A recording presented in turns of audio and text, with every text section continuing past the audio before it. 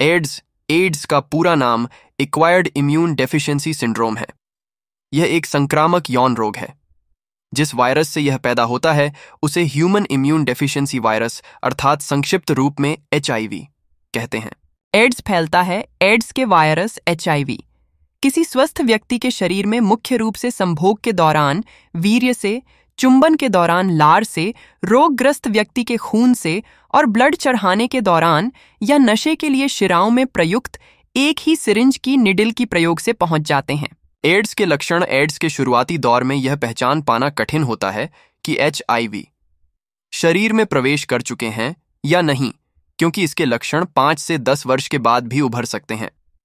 हालांकि डॉक्टरों की राय में मुंह में सफेद चकत्तेदार धब्बे उभरना, शरीर से अधिक पसीना निकलना, बार बार थकान की शिकायत होना, अचानक वजन कम होने लगना, तेज बुखार रहना, बार बार दस्त लगना, लगातार खांसी आना, गले, जांघों और बगलों की लसिका ग्रंथियों की सूजन से गांठें पद डाटना, सारे शरीर में खुजली और जलन होना, निमोनिया, TB, स्किन कैंसर जैसी तकलीफें होने लगे तो एड्स का टेस्ट करवाने में देर नहीं करनी चाहिए। एड्स शरीर की रोग प्रतिरोधक शक्ति को कम कर देता है। एड्स स्त्री पुरुष दोनों को होता है। हमारे शरीर में होने वाले जीवाणुओं के संक्रमण से लड़ने के लिए व्हाइट ब्लड सेल्स होते हैं, जिससे शरीर हानिकारक जीवाणुओं के प्रभाव से सुरक्षित रहता है। शरीर की जीवाणुओं से लड़ने की अपनी इस स्वाभाविक शक्ति को इम्यूनिटी सिस्टम कहा जाता है। एड्स के virus in white blood cells को भी क्रियाहीन करके हमारी रोग प्रतिरोधक शक्ति को कम कर देते हैं, जिससे वायरस से लड़ने की हमारे शरीर की शक्ति खत्म हो जाती है और रोग शरीर में अपना अधिकार जमा लेता है। यही कारण है कि इसे इम्यून डेफिशिएंसी यानी रोग प्रतिरोधक शक्ति का कम होना कहते हैं। एड्स से बचाव ही सबसे बेहतरीन इलाज। एड्स एक जानलेवा बीमारी है। दुनिया भर के डॉक्टर और चिकित्सा वैज्ञानिक इसके कारगर इलाज की तलाश में लगातार रिसर्च किए जा रहे हैं।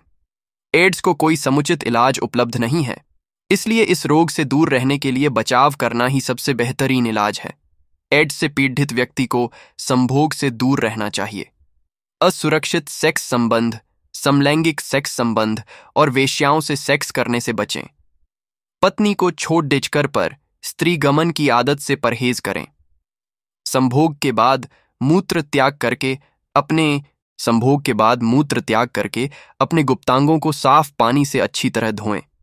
होठों पर घाव, खून का रिसाव हो तो चुंबन से बचें, क्योंकि इस बीमारी के वायरस लार के माध्यम से आपके खून में पहुंचकर आपको इस रोग से पीड़ित कर सकते हैं।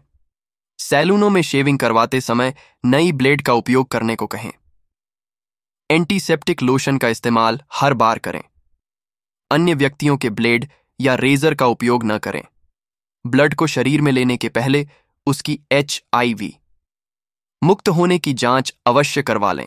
अपने परिजनों, परिचितों और निकट संबंधियों का ब्लड ही उपयोग में लेने की कोशिश करें।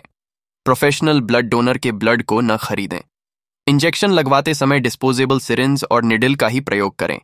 एड्स से संक्रमित महिलाएं गर्भ धारण न करें, क्योंकि यह रोग उनके शिशुओं में भी संक्रमित हो जाता है।